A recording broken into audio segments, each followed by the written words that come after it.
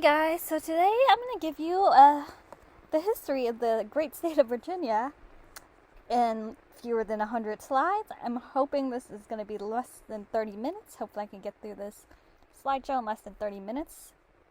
So this document that you're looking at right here is like the math SOLs. It's the basic standards of learning for Virginia studies, which is the 4th grade social studies standards.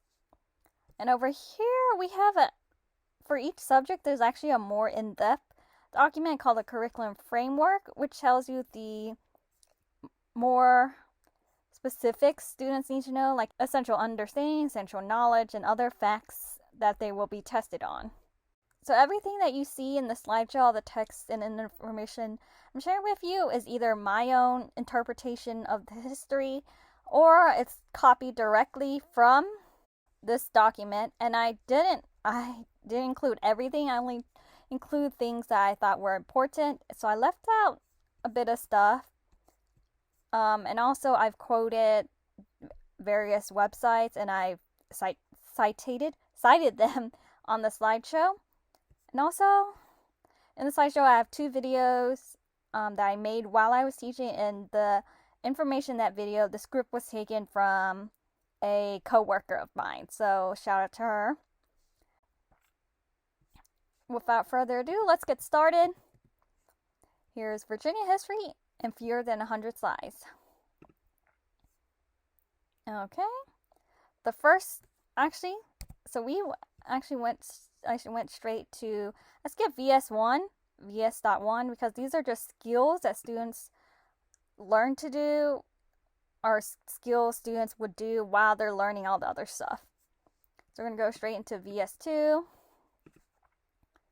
which is the student will demonstrate an understanding of the relationship between physical geography and the lives of the native peoples past and present in Virginia by locating Virginia and its bordering states on maps of the United States. I thought this was basic information that's like useful and relevant. So here's the world map. I'm going to actually choose my pointer. Here's a world map. They should have learned where to locate the United States of America. Once you locate our country, you should be able to locate our state, which is on the East Coast. And so the bordering states are, I think, it's not relevant. They have to memorize this for the test, but it's not relevant in real life unless you're like traveling. But again, when you're traveling, you're signs. So there's Maryland, West Virginia, Kentucky, Tennessee, North Carolina. We're bordered to Atlantic Ocean on the east, and then the Chesapeake Bay in between Virginia and the eastern shore. And then locate and describe Virginia's coastal plain, or Tidewater, Piedmont, Blue Ridge Mountains, Valley Ridge, and Appalachian Plateau. Those are the 5 regions of Virginia. There are 5 geographic regions of Virginia. As you can see on the map, like the land is flat over here, and then it gets more mountainous over here in the Appalachian Plateau. But the fact of the matter is, you never hear these regions mentioned again after 4th grade. Like, they're kind of pointless. When people talk about the state of Virginia, they talk about in terms of regions, but not geographic regions. Like, for example, in real life, they'll talk about this region, which is Northern Virginia or Nova, and then they'll talk about Southside Virginia or Southwest Virginia, and the Virginia Beach area, and Southern Virginia, and like Central Virginia. But they never refer to Virginia as these 5 geographic regions, so I don't think this is as important. They're expected to know this for the test, but it's not important to life. And then locating and identifying water features important to the early history of Virginia, the Atlantic Ocean, Chesapeake Bay, and all these major rivers in Virginia, like the James River, York River, Potomac River, Rappahannock River, and Lake Drummond, and Lake Dismal Swamp. These I've never heard in my life before until I taught 4th grade. And then you need to know what major cities are on these rivers too, but I didn't include it on here because it's not important. What's important to know is that, people need water to survive, and that's why cities developed along these rivers.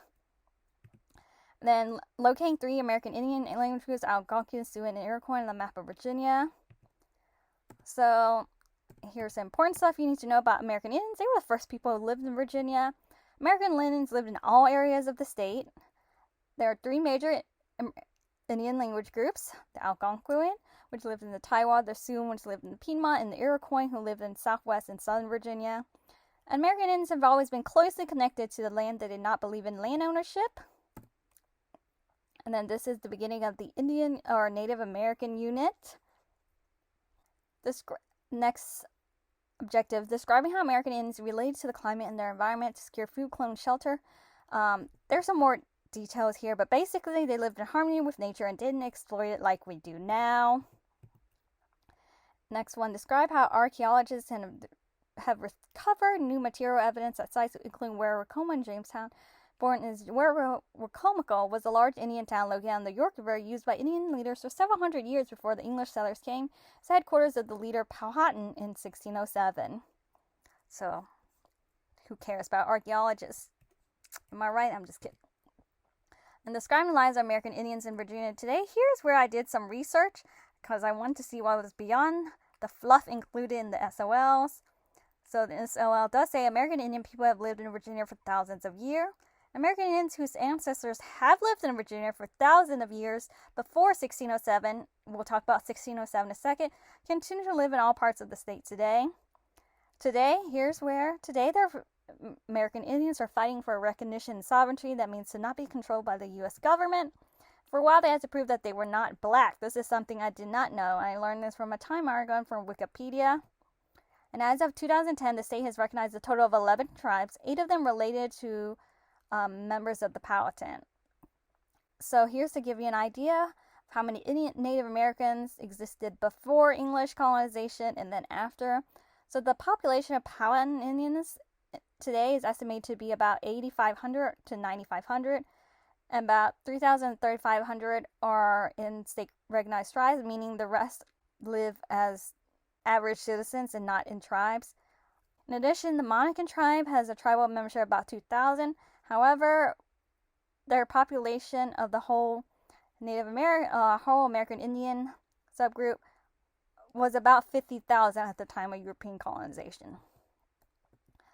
So to recap before we move on, what the next part we're going to learn about is how the United States of America exists now, how that became to be, the history of Virginia as it is called Virginia.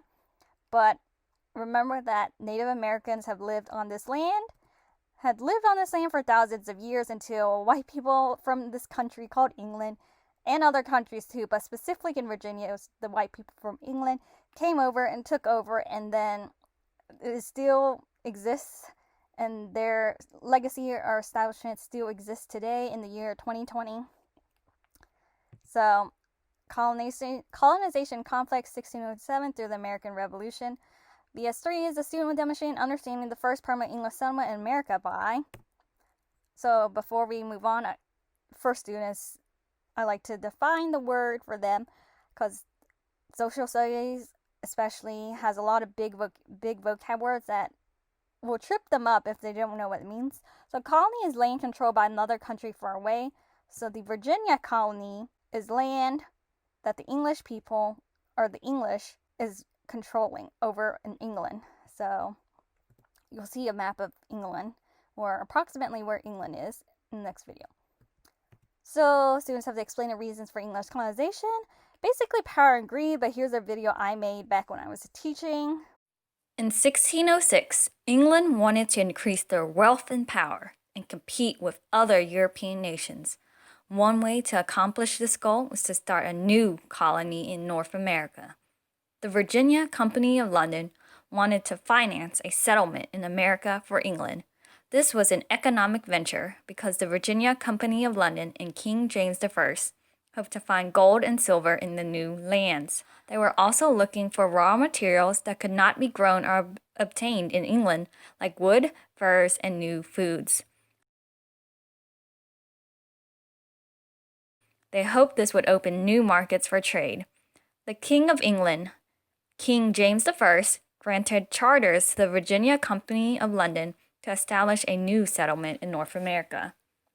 In 1607, 3 ships arrived in Jamestown from England with 104 men and boys. The ships were named the Godspeed, the Susan Constant, and the Discovery. Jamestown, established in 1607, became the first permanent English settlement in North America. So, describe the importance of the charter of the Virginia Company in London in establishing Jamestown settlement. Basically, the King of England was in charge of all this. This isn't really important, but it will be in 100 years in the timeline. So, to describe the economic and geographic influence on the decision to settle on Jamestown, they literally had nowhere else to go. Virginia is a swamp, as seen by this picture. And to describe the hardships faced by settlers at Jamestown, the changes that took place to ensure survival, here's another video I made. The English colonists found life in Jamestown harder than they expected. I'm so hungry. Many settlers died of starvation and disease. I'm sick. The site they chose to live on was marshy and lacked safe drinking water. In addition, the marshy land was filled with mosquitoes that carried diseases like malaria. Ow, I just got bitten by a mosquito. Now I have malaria. In addition, a drought at the time of the settlement reduced the amount of food available to everyone in Virginia. Many settlers lacked some skills necessary to provide for themselves. I don't know how to farm. I only came here to find gold. Some knew how to build or make tools, but none of them were farmers. How do I use this land? And even though wild animals and seafood were plentiful, the colonists were afraid to venture too far from the settlement. I'm just gonna stay in my little triangle. To make matters worse, a fire destroyed their storehouse and the colonists lost most of their food supplies. As a result of all of this, the colonists were not able to obtain the food they needed. The starving time began in the winter of 1609. Only about 60 out of 500 colonists survived. Eventually, changes took place that resulted in the survival of Jamestown. The strong leadership of Captain John Smith was crucial to the survival of the colony. He began a forced work program and is known for saying, "He who does not work will not eat." The forced work program, the strong leadership of Captain John Smith, and the emphasis on agriculture resulted in the survival of the colony. The arrival of supply ships and new settlers also helped the settlers survive. Another change that resulted in survival was the development of new settlements that spread away from the unhealthy environment of Jamestown. Okay, so the starving times of Jamestown is actually very fascinating. They literally almost died. And what we have, this society that we have now, that you and I are living in, might have not existed without the survival of Jamestown. And there's a lot of interesting videos on Jamestown that are out on the web, so I'm not going to touch more on that. The English colony. And then identify the importance of the General Assembly as the first representative legislative body in English America. Basically, instead of one rich white man ruling everyone, there's now many rich white men ruling everyone with the establishment of the General Assembly in 1619. This is still true today in 2020, but Jamestown started that in this country.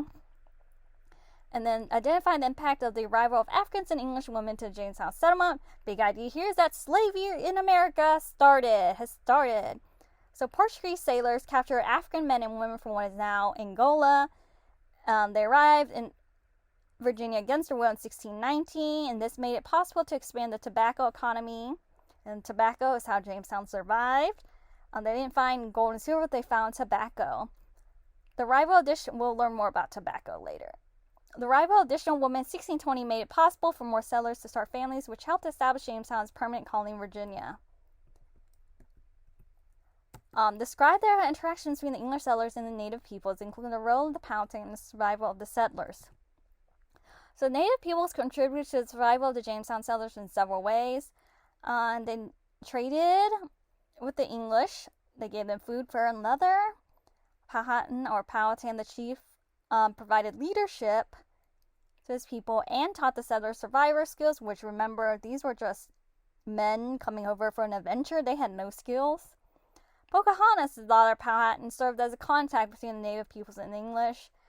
And the native people showed the settlers how to plant corn and harvest tobacco. Then the English screwed them over and took all of the land.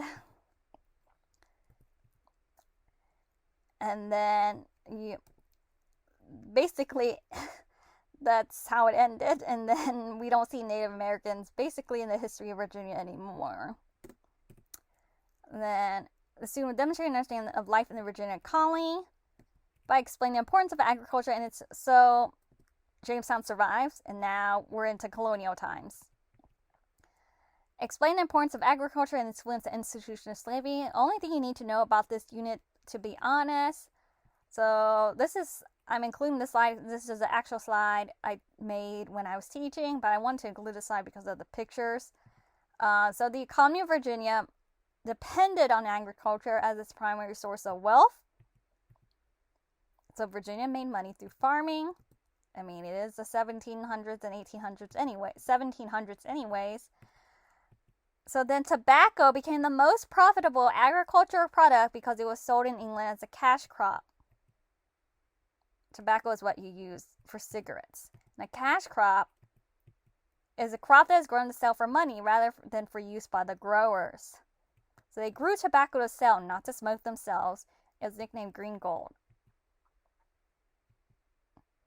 So tobacco was sent back to England to be sold. So slavery. So the successful cultivation of tobacco depended on a steady, inexpensive source of labor. They needed cheap labor, cheap people working, and slaves were free. And for this reason, African men, women, and children were brought to the Virginian colony and enslaved to work on the plantations. The Virginia colony became dependent. That means they needed slave labor to survive. And this dependence lasted a long time. Here's some pictures of slavery. And you can interpret them. Well, as a class, we would interpret these pictures. And here is an Instagram showing how even in 2016, tobacco was still a large agricultural product of Virginia. It says our leading industry. And then, so it seems like even in 2016, tobacco still exists without slaves. So slaves was really unnecessary. So describe how the culture of colonial Virginia reflected the origins of American Indians, European, English, Scots, Irish, German immigrants, and Africans. So different white people, Germans and Scotch-Irish, come to Virginia, and they live further west because they come from the north, for example, Pennsylvania. And the English and their slaves continue to live there near the coast, and more white people means more Native Americans forced inland. And then the capital relocates from Jamestown to Williamsburg, and this is not really important to know, but because Jamestown sucked, the rich white people moved to Williamsburg, and they have fourth grade next objective, describing how money, barter, and credit were used, and this is economics for fourth graders, which is not very interesting to me. And then describing everyday life in colonial Virginia. So basically, white people lived their everyday life, while black people were slaves, and Native Americans kept dying, losing land in wars against the British. So the very rich white people continue to be rich. They inherited everything from their parents and families. They owned big houses. So the original settlers of this country, colonists, they owned big houses, or they were already rich in England, whatever. They owned big houses called plantations and a lot of slaves. You would see how many soon. These people would soon be in charge of the state/country. For example, George Washington and Thomas Jefferson. The normal white people were farmers. However, England still controlled the white people, which leads to our next unit. The student will demonstrate an understanding of the role of Virginia in the American Revolution. So a lot of the American Revolution happened in Virginia because the leaders and soldiers of the Revolution were Virginians. And major events during this time happened there, like happened here, like the last major battle of the war in Yorktown. So all the white people in this new country are mad England still controls them, so they start a war. They ask nicely for freedom first, but it doesn't work. So England got slaves to fight for them by promising freedom. Who knows if that would have actually worked? What happened if England had won the war? Virginia passed an act that freed any slave that fought for a revolution. For example, James Lafayette was a slave. He served as a spy in the Continental Army, and he successfully requested his freedom after the war with the support of the Marquis de Lafayette. The French helped the colonists out a lot because they didn't like England. So even though he did all this work, the white colonists still didn't want him free because he was technically not a spy, not a soldier. And we're going to ignore the rich white people in this objective for now. Here's a picture of James Lafayette. So after about 20 years and 8 years of actual fighting, the colonists beat England and were free from British control. Now, yeah, the capital moved again further westward, so the British couldn't attack as easy, and because everyone was moving west, but who cares? Other than that, Richmond is still the capital of Virginia today. So then next section, the political growth and western expansion from 1781 to the mid-1800s. Student will demonstrate an understanding of the role of Virginia in the establishment of the new American nation. So Virginia helps grow the U.S. of A. as we know today. Rich white people from Virginia lead the country while slaves literally build the country. So explain why George Washington is called the father of our country and James Madison is called the father of the Constitution. George Washington owned slaves and ordered Indians killed. This was a cool article I saw from the Washington Post. What you need to know about George Washington right now is that George Washington owned about 600 slaves. James Madison also owned slaves. He owned 100 plus. And next, you need to know about George Mason, the Declaration of Rights, Thomas Jefferson, the Virginia Statute of Religious Freedom. There's a quote I found from Wikipedia. In Fairfax County, only George Washington owned more, and Mason is not known to have freed any, even in his will, in which his slaves were divided among his children, whereas George Washington freed them. It's important to mention that these rights mentioned in all these documents are only reserved for white men. And Thomas Jefferson, lastly, owned about 600 plus slaves, and he fathered multiple slave children with the enslaved woman Sally Hemings. Then the next objective is explain the influence of geography and technological advances on the migration of Virginians into other states and Washington territories in the first half of the 1800s. And I told you before that everyone was moving west. Specifically in Virginia, people started moving west because the land was so damaged from all that tobacco growing. They needed new land to exploit, and they took their slaves with them. What did I say before about Native Americans using the land and adapting to it and not exploiting it like the colonists did? After the Revolution War, there's a country and all this happens. They created all this documents, freedoms and rights and everything and laws to protect white men.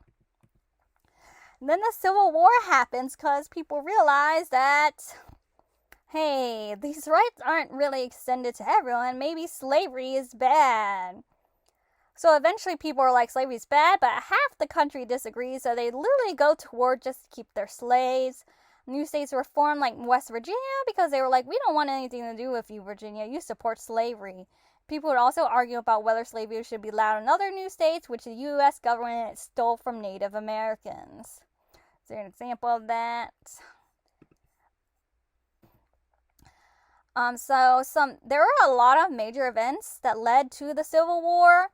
Many slaves were able to escape in the South to the free North, where slavery had been abolished with the help of Harriet Tubman's Underground Railroad.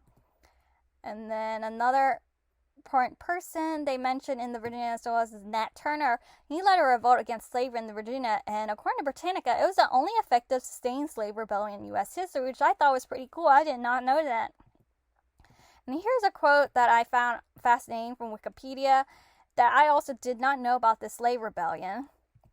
So because of the slave rebellion, there was widespread fear in the aftermath, and militias organized in retaliation to the rebels who did the slave rebellion. So basically the slave rebellion was Nat Turner and a bunch of slaves and supporters went around, they revolted and killed many white people. So as a response, the state executed the slaves for being part of the rebellion, and they were punished. And then approximately 120 slaves and free blacks were murdered by militias and mobs in the area. So state legislators passed new laws prohibiting education of slaves and free black people, so they would not be able to uprise again, restricting rights of assembly and other civil liberties for free black people, and requiring white ministers to be present in all worship services.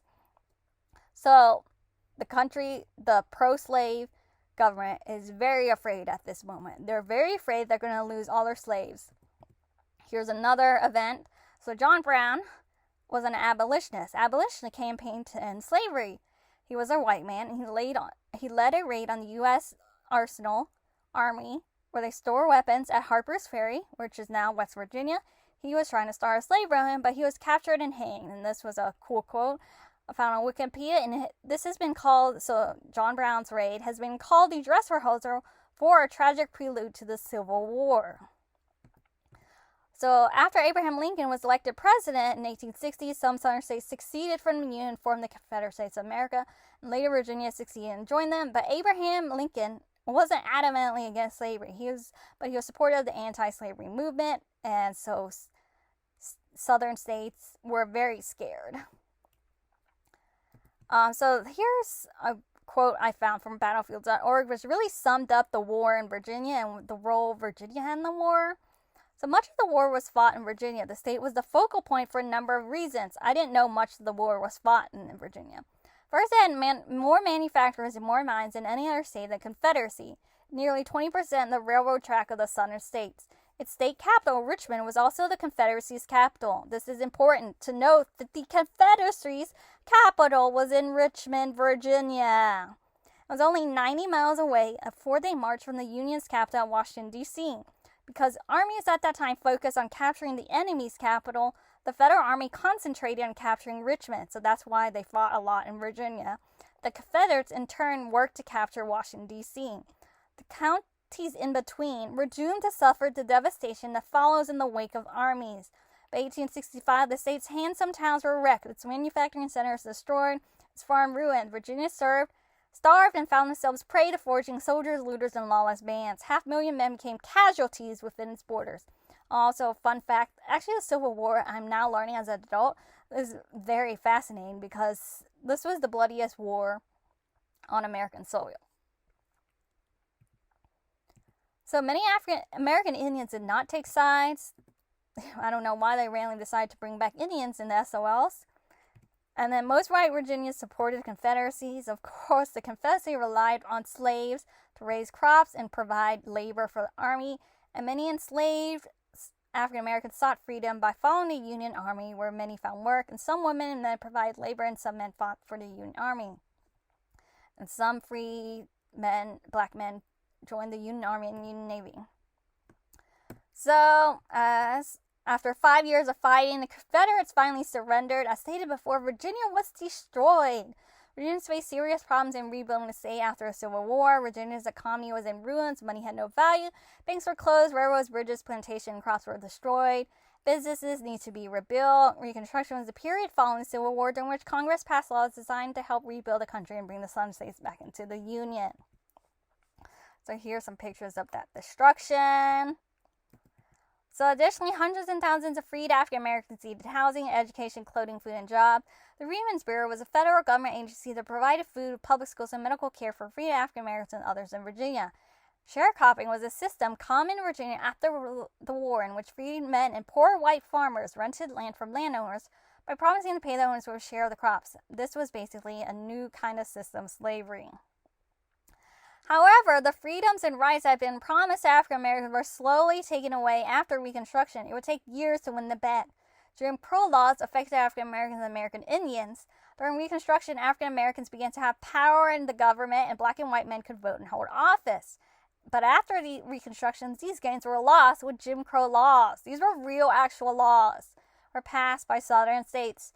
Jim Crow laws legally established segregation or separation of the races and reinforced prejudice held by whites. So here's some example of segregation. And this was probably in California, but because there were not that many Spanish or Mexicans in Virginia at the time. So, the effects of Jim Crow laws included unfair poll taxes and voting tests that were established to keep them from voting. So, they had difficult voting and holding public office, and they had to use separate, poor quality facilities and services, such as drinking fountains, restrooms, and restaurants. Blacks and whites attended separate schools. And so, segregation and discrimination had an impact on, and still to this day, have an impact on housing, employment, healthcare, political representation, and education. And then this is a completely separate objective, but it says, describe the importance of railroads and industries in the growth of cities to Virginia's economic development. LOL, railroads, they don't exist anymore because of big oil, but they did help Virginia grow in the late 1800s and early 1900s. So coal deposits were mined in Appalachian Plateau, a region that you learned about in the first unit, and then tobacco farming and the manufacture of tobacco products became even more important to Virginia industries. So now we're in the 20th century, the 1900s. So during the 20th century and beyond, Virginia changed from rural agriculture to a more urban, industrialized society. Northern Virginia experienced growth due to an increase in the number of federal government jobs located in the region. Before, Northern Virginia was just farmland. In the late 20th century and early 21st century, Northern Virginia and the coastal plain region also grew due to computer technology. Virginia's population has become increasingly diverse, like the rest of the country, as people have moved to the state from many other states and countries. So here's a little song I wrote when I was teaching, based on the Jonas Brothers, year 3000. So we went to the year 2000. A lot has changed, especially in Northern Virginia. And George's great-great-great-granddaughter was doing fine. I took a trip to the year 2000. Nova had gone federal. Everybody was working government. It had outgrew Virginia's capital. I took a trip to the year 2000. Nova had new technology. Everybody was on the internet. So then, as Virginia became more urban and industrial, it also became more connected with the rest of the U.S. and was greatly effective at major national events. This is actually an amendment to the SOLs, and this is a new SOL that I have never taught before. But with the New Deal, the federal government began to take on a much larger role in the daily lives of Virginians. So this is actually a bigger subject in that the federal government slowly in the 19th and 21st century slowly becomes more and more involved in making laws for states and taking control of the states. The Constitution was amended in 1920, one of the last few times it was amended, to give women the right to vote. And Maggie L. Walker from Virginia was a leader who supported equal rights for women. And then the Great Depression was a period of harsh economic developments worldwide during the 1930s, and many Virginians lost their jobs, farms, homes, and businesses. The federal government established New Deal programs to provide employment and ease many hardships. But here's where Jim Crow laws come into the picture again. So it's still like 1900s, so it's been 200 years after, or 300 years after slavery has been introduced, and 100 years since the Civil War ended. So this Jim Crow laws finally end through the Civil Rights Movement. The key events of the Civil Rights Movement happened in Virginia. For example, in the SOLs, they include this moment where Barbara Johns, a 16-year high school junior in Farmville, Virginia, led a student strike against segregation in 1951. The case that resulted, Davis versus County School Board of Prince Edward, became one of the 5 cases reviewed by the U.S. Supreme Court when it declared segregation unconstitutional in Brown versus Board of Education. The U.S. Supreme Court ruled in Brown v. Board of Education in 1954 that separate but equal public schools are unconstitutional. Forgot to italicize that. All public schools, including those in Virginia, were ordered to desegregate.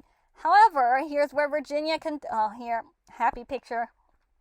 However, this is where Virginia shows that it is racist once again. Virginia's government, led by Senator Harry F. Byrd Sr., established a policy of massive resistance which fought to resist the desegregation of public schools. And some schools were closed to avoid desegregation. That's how much Virginia didn't want to end segregation. However, rich white students were still able to go to private schools, leaving African Americans behind in education for many years while their schools were closed. This lasted for 5 years until it was ruled unconstitutional by the U.S. Supreme Court. Here's a picture of Black Americans protesting massive resistance. And then this last objective is Virginia's attempt to include some famous Black Americans into the curriculum, such as Maggie L. Walker, the first African American woman in the U.S. to establish a bank and become bank president. Oliver Hill, a lawyer and civil rights leader who worked for equal rights of African Americans. He played a key role in the Brown v. Board of Education decision. Arthur Ashe, the tennis player, he won. He was the first African American winner of a major. He was also an author and a spokesperson for social change. And L. Douglas Wilder, as governor of Virginia, he became the first African American to be elected as state governor in the U.S. So last objective, VS.10 is student will demonstrate and understand Virginia government, geography, and economics by identifying the 3 branches of Virginia government and the function of each. Boring! And describing the major products and industries important for Virginia economy. This is irrelevant in today's global economy where states don't specialize in any one good anymore. And then explain how advances in transportation and communications and technology have contributed to Virginia's prosperity and role in the global economy, which means that we are nothing but another cog in the machine. And fun fact, I never taught this unit because I finished my job as a long-term sub before this unit was taught. In my first year of teaching and my first full-time year of teaching, COVID happened and social studies was cut out of the curriculum while we were doing virtual teaching. But there you have it. I have spoken for almost 40 minutes straight, and that is the complete history of Virginia in less than an hour. If fewer than 100 slides. I will take a break and edit this video now. I hope you guys enjoyed. Please give a thumbs up if you learned something. Comment something new that you learned today. Okay, thanks for watching. Bye.